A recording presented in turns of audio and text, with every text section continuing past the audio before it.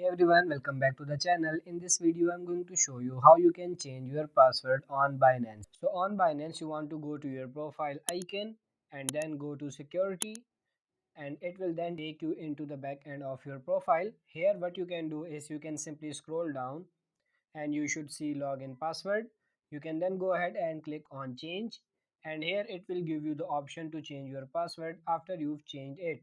You can't withdraw for 24 hours, so I'm going to enter my password. So I'm going to enter my old password here, and I'm going to enter a new one. After you've done that, you can then click here where it says confirm changes. It's then going to send a verification code to your phone or your Google authentication. Once you've done that and you've entered it in, it's redirect me now. I can then go ahead and re-log in to my account with my new password. It's logged me out and I can just go ahead and log back in again. So that's it. I hope this video was helpful. If it is, like it and subscribe to the channel. Thank you.